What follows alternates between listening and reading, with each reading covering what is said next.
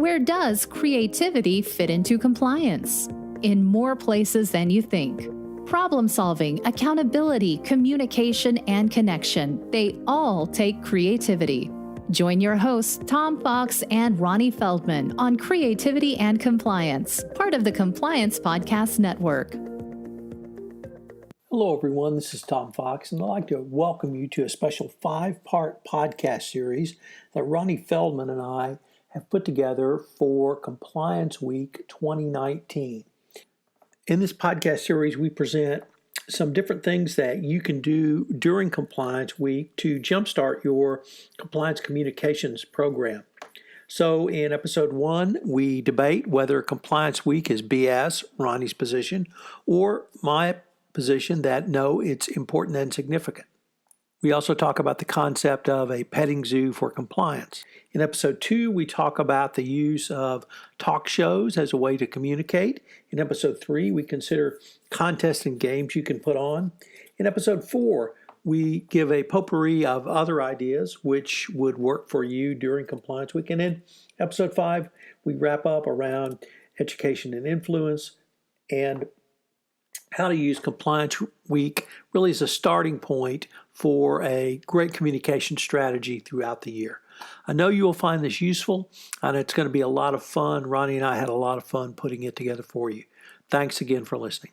Hello, everyone. Tom Fox and Ronnie Feldman back for episode 2 in our 5-part series celebrating Compliance Week. Ronnie, welcome back. Happy to be here talking about creativity during Compliance Week. You had a great idea that I wanted to ask you about, which is I'm going to characterize it as a talk show or talk shows. Why can that be such a powerful tool, you find? Well, yeah. So again, coming from it from a perspective where I have a company that's essentially has a group of comedians, artists, and entertainers at our disposal.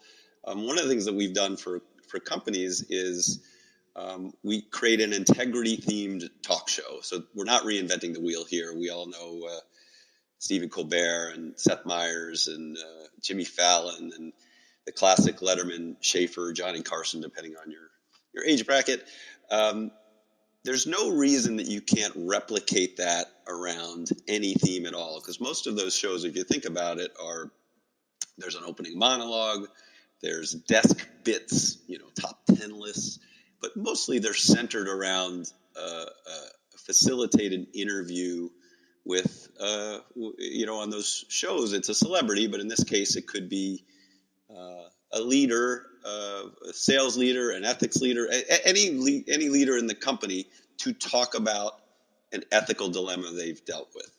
So one thing that we've done in the past is you can do these as a town hall or as part of another meeting.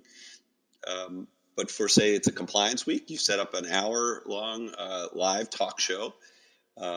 You write, you have an opening monologue, top 10 reasons that people don't speak up, and so you can kind of get a few laughs on the bad reasons that people do things.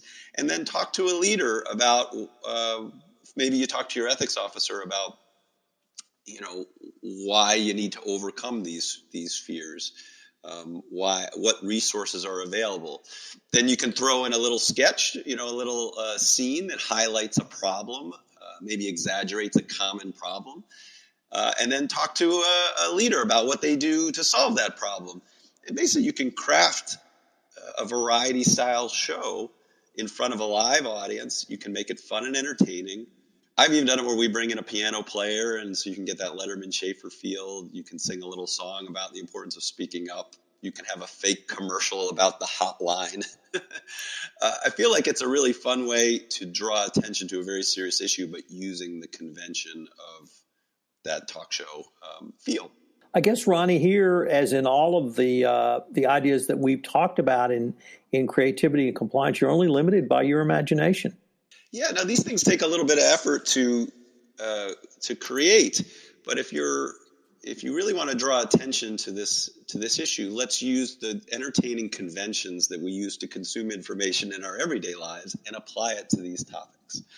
I love the idea of the live town hall. Certainly, these things can be done, as I said before, in conjunction with an existing meeting where you get 45 minutes And instead of standing there doing your PowerPoint at that leadership meeting, sales meeting, whatever it is, you create this little talk show, and then obviously you're more engaging with you. But I think I just jumped to your question, because I would say I want to point out that these things could be done via video as well. These don't have to be live. And that's the point I wanted to ask you about, Ronnie, because since this is a podcast, and I think our listeners know my commitment to the audio format's only one format, as is the live format. There's a video format, and that I see these types of presentations streamed on multiple media sites, social media sites, Facebook, Twitter, LinkedIn. It would seem to me that these types of presentations can be communicated, as we said in our last episode, to where the audience is, if it's at their desk, if it's at their iPhone, or if it's at a town hall. Yeah, well, so I love where you're headed with that. I'm such a fan of audio as a way to reach people who aren't sitting in front of a computer, particularly if you have a large distributed workforce, a manufacturing workforce, a retail workforce. These are people who are not always in front of a computer. So you can take that exact thing we just described, a talk show, and turn it into a podcast. Now, I would argue that you have to find a way to make it interesting or fun, where your general employee is typically not going to choose to listen to the ethics-themed podcast. However, if you add some of these other elements, like a host personality that can carry the freight of the entertainment while having a guest, a leader, an ethics officer, the ombudsman, employee relations, whoever it may be, they can just be themselves and answer questions. I do love the dialogue part of it, because when you make a talking head video, it's just a monologue of someone talking at you. But when you have an interview, it's a dialogue between people, so it comes across more naturally. Podcasts also, as you know, usually have some music associated with it, an intro music. I know my company has made little jingles, little helpline jingles. So like there's ways to mix in between the interviews, a fake commercial, a little song, a top 10 list. All these things hold up in an audio format. And so you can still do a 5 to 7 minute interview where you get the bulk of the learning out, and surround that with these little 30 to 60 second pieces of fun, and you end up with a little 10-minute training. Ronnie, unfortunately, we're near the end of our time on this episode, but I hope our listeners will join us for our next episode, where we're going to present another idea. You want to tell our audience goodbye? Yeah, bye, everybody. We'll be back with another idea momentarily. Thanks for joining us for this episode of Creativity and Compliance. If you enjoyed the episode, make sure to subscribe and leave a review.